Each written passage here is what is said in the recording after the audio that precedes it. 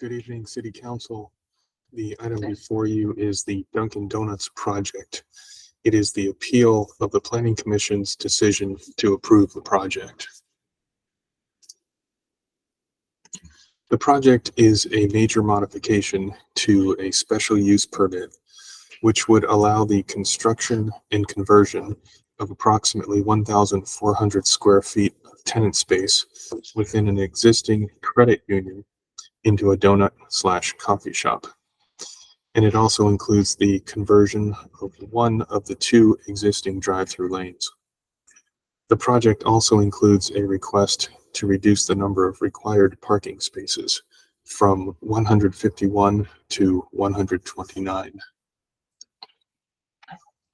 The project site is located in the northeast area of the city on the corner of East Gonzales Road and Outlet Center Drive. The existing credit union building is surrounded by mostly medical offices and a self-service station with a convenience store. The project site has a general plan land use designation and a zoning designation of Business Research Park. The project is consistent with both designations as outlined in the Planning Commission staff report.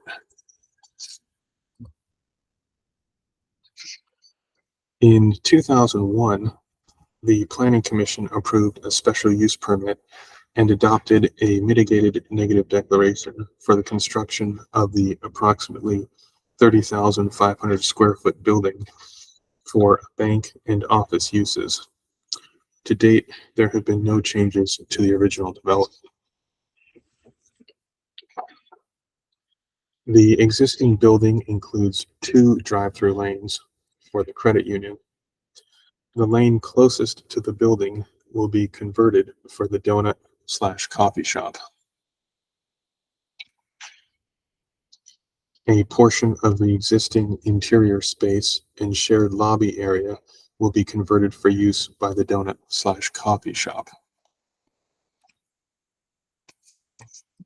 A few months ago, in July of this year, the Planning Commission considered the project and expressed concerns regarding the adjacent medical offices, potential vehicle pedestrian conflicts, and the drive-through management plan.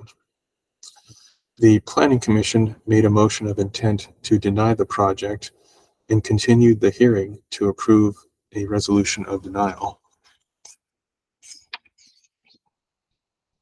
About 1 month later, in August, the Planning Commission resumed the public hearing to deliberate and vote. The continued hearing had additional commissioners, testimony, and deliberations. And the Planning Commission approved the project per staff recommendations from the July hearing.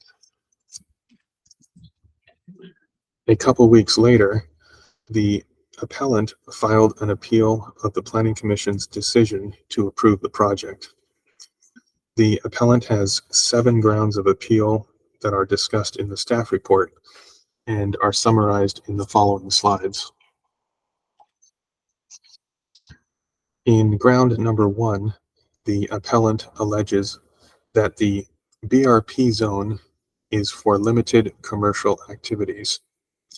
Staff's response is that, per the zoning code, the proposed use is allowed with a ministerial permit, and the drive-through requires a special use permit.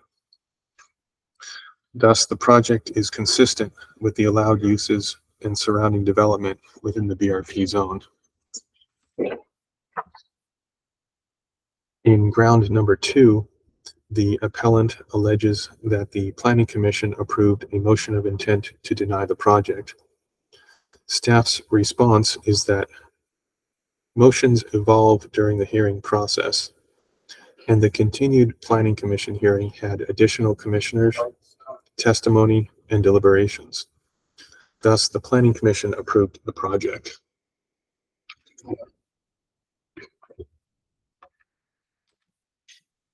In ground number 3, The appellant alleges that the requested parking relief is a 14.5% reduction. Staff's response is that the city code allows the planning commission to grant parking relief, and based on the required parking study, the requested relief was approved by the planning commission.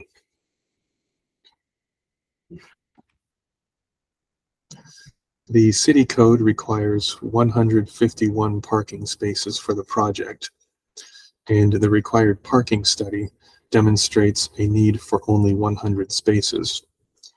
Thus, the 129 existing spaces would be adequate for the project.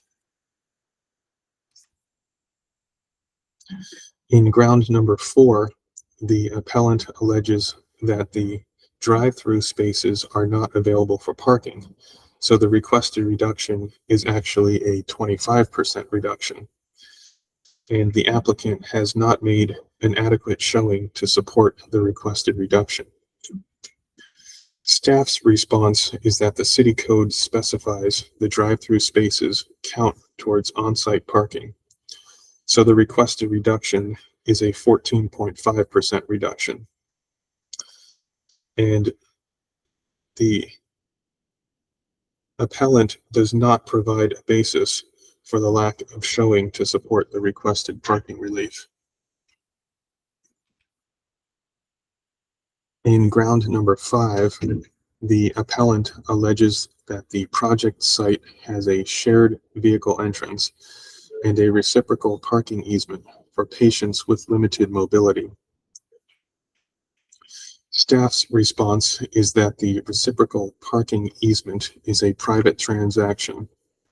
The easement is disclosed in the parking study, and the project does not change the existing vehicle access. The appellant does not mention the many parking spaces with direct access to their building. In ground number 6, the appellant alleges that the increased traffic from the project presents a serious hazard for patients walking in the area, and that the drive-through queue management plan is inadequate to mitigate the parking, congestion, and circulation problems. Staff's response is that the appellant does not provide evidence of a significant impact. The project was reviewed by city traffic engineering staff, who recommended conditions of approval, and the planning commission approved the project as conditioned. The drive-through queue study requires striping and signage to keep the drive aisles clear and direct customers to parking spaces for park and pickup service. In ground number 7, the appellant alleges that the planning commission decision was based on assumptions and conjecture that is not supported by evidence in the record. Staff's response is that the planning commission motions evolved during the hearing process.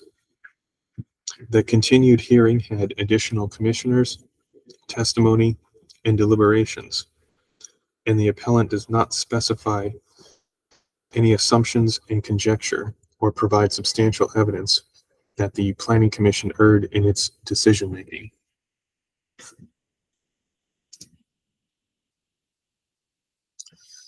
Based on the 7 grounds of appeal, the appellant respectfully requests that the city council overturn the planning commission's approval.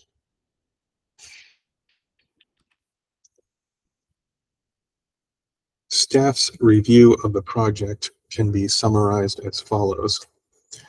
An addendum to the mitigated negative declaration was prepared, and it did not identify any environmental impacts. Thus, the project is consistent with the California Environmental Quality Act, the city's 2030 general plan, and the zoning code, subject to the approval for parking relief. Notice of this city council hearing was provided in a newspaper, legal ad, a notice posted on site, and mailing to nearby property owners. To date, staff has received one comment letter regarding the project. That letter was submitted by the appellant prior to the Planning Commission hearing. As discussed in the staff report, the information in that letter does not change staff recommendation. Thus, staff recommends that the City Council conduct a public hearing and adopt an addendum to the mitigated negative declaration, and adopt a resolution denying the appeal and upholding the Planning Commission's approval of the project, subject to certain findings and conditions. That concludes staff's presentation.